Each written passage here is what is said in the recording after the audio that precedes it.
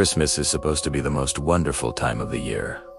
A time for family, safety, and warmth. But for the people in tonight's stories, the holidays turned into a living nightmare. From a stalker hiding in a bedroom closet to a horrific murder disguised as a holiday surprise. These are 3 true scary stories that will make you lock your doors tonight. Story 1. The Gifties happened about 3 years ago, just a few days before Christmas. I was living alone in a rental house just outside of town. It was isolated enough that if you screamed, nobody would hear you. He came home from work around 4:30 p.m. It was already dark. As I walked up the porch steps, I saw a package sitting on the mat. It was a medium-sized box, wrapped in plain brown paper. No shipping label, no bow. I assumed my mom had dropped it off, as she often left early gifts. He brought it inside, locked the door, and opened it in the kitchen. Inside, under some bubble wrap, was a simple black picture frame. I turned it over, expecting a family photo. My stomach dropped. It was a photograph of me. In the picture, I was standing at my kitchen sink washing dishes, wearing the exact hoodie I had worn the night before. The photo was taken from outside, through the kitchen window. Someone had been standing in my backyard, inches from the glass, watching me while I was completely unaware. Suddenly, my phone rang an unknown number. Primera picked it up. For 3 seconds, there was just heavy, wet breathing. Then, a deep, scratchy male voice whispered, "Did you like it?" He hung up and terrified.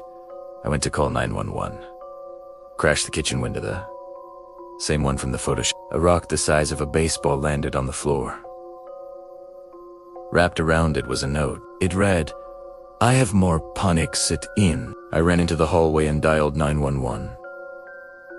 While I was on the phone with the dispatcher, my phone buzzed with a text message. It was an image file. I opened it, and tears started streaming down my face.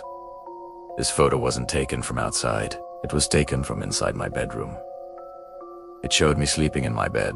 The timestamp was 3 a.m. that morning. He hadn't just been watching from the yard. He had been inside my house while I slept. "He's inside," I told the dispatcher. Then, I heard heavy boots crunching on the front porch. The doorknob rattled violently. He was trying to get in.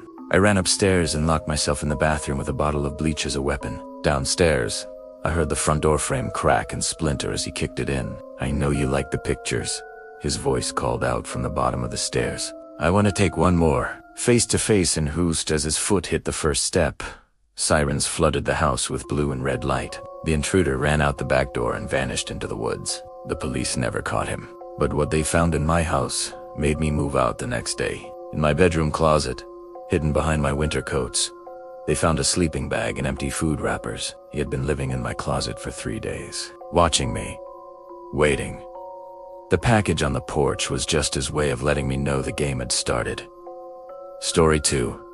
The Secret Knock. When I was 12, I lived in a quiet suburb. My dad was friends with a neighbor down the street, a single mom who had a 14-year-old daughter named Ashley. This happened a week before Christmas. Ashley's mom was a social worker who helped people with severe mental health issues. That night, she was working late, leaving Ashley and her younger brother home alone.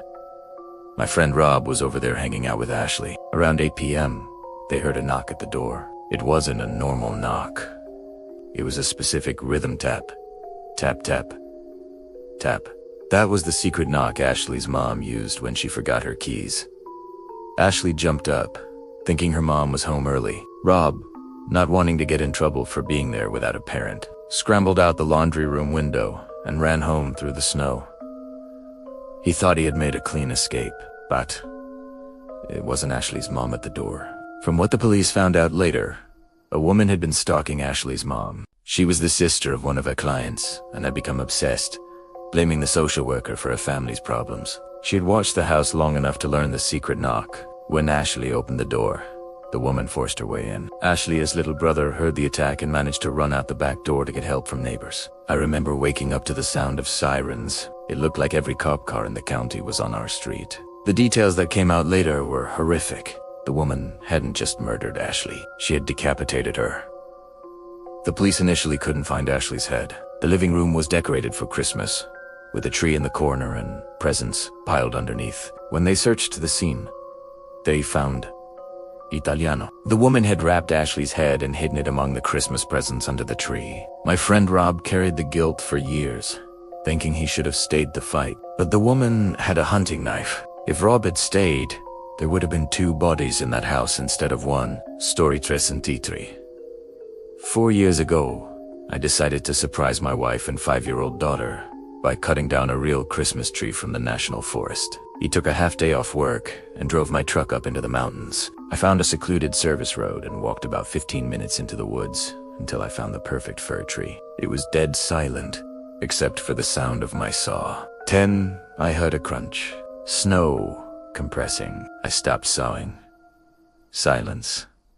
I went back to work, but the feeling of being watched was overwhelming. I cut the tree, grabbed the trunk, and started dragging it back. When I looked back at the tree line, I saw a dark-shaped duck behind a spruce tree. It was a person. Panic hit me. I abandoned the tree and sprinted back to my truck. I could hear heavy footsteps crashing through the brush behind me. They were chasing me. He burst out onto the road and ran to my truck. I grabbed the door handle and froze. The truck was leaning. Both tires on the driver's side were slashed. I had been set up. "Hey!" a voice shouted.